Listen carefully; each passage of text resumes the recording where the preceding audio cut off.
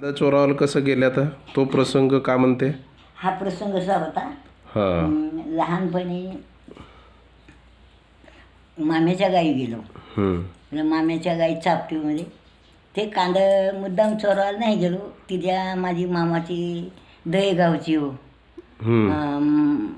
म्हणजे माझी मामीचा माहेर. ते म्हणते त्या दुसऱ्या घरचं बोदऱ्याची एक होती, मरण पावली आता. ह्या पुरस्टोल्या राहायचं वक्कल द्यायचा, तिकडे गेला.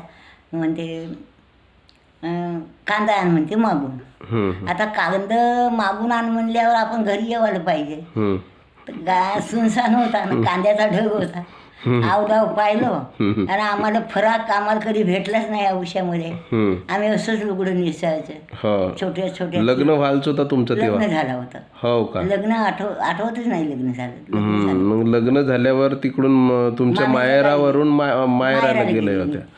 जास्त इथे राहायलाच नव्हतं मी. माहेराला गेल्यानंतर का नाही ते कांदा गोट्यामध्ये भरलं चांगलं. तुम्ही एकटेच होते का कोणी होते कोणीच सोबत? नव्हतं, करा कुत्रा नव्हतं. आवडाव पाहिलं, आता घरी नसत तर चोरून नेवा. मग गोट्यात धरलो ना, बाहेर निघलो, दारात आलो. ते घर मालकीन आली. ती म्हणते अंजनाबाई का हात लावले माझ्या गोट्याला. माझ्या गोट्याला असा हात धरला, पूर्ण कांद असं म्हणजे दानोदान झालं. माझी कार्यकारी होती दिसायला, तिपट होती स्वभावाला. खूप माझी म्हणजे राग करायची. मुलगा नाही झाला, बापही राग करायचा. दळभद्री आहे. बापाला सारलं, जन्माला आली ना, बाप मेला म्हणून माझा तिरस्कार करायची आई. ते म्हणते चोरलीस म्हणते.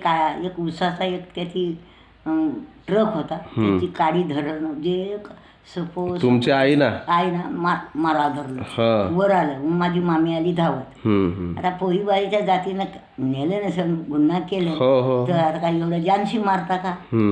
मामी म्हणावं लागली. मग का नाही, दुसऱ्या दिवशी सिनेमा आला, मुका सिनेमा. गांधीजीचा त्याचे करमचंद आपल्या मुलाला ते मारत होते, पण तेव्हा आवाज नव्हता. माझा मामा माझ्या देवढं बसला होता, मरण पावले. ते मामा माझा हा काऊन मारते मुलाला आपल्या, त्यांना गुन्हा केले. मग मी आपल्या मनात म्हणलो का एवढा मोठ्या गांधीजीच्या हातून चूक झाली, अंजनीची का केव्हा. आपण यापासून चोरी नाही करावा, कानाला खडा लावायचा, आपण चोरी नाही करावाची. असं करता करता माझं प्रसंग. माझी इच्छा आहे का जसा झाला माझा आत्मचरित्र, आणखी पैसा काही लागू शेवटी, पण तसा तो व्हायला पाहिजे, दाखवायला पाहिजे. बिलकुल. त्याला म्हणून द्यायला, कारण त्या दिवशी चांगला बोलतात माझ्या, तुम्ही तर दाखवतात.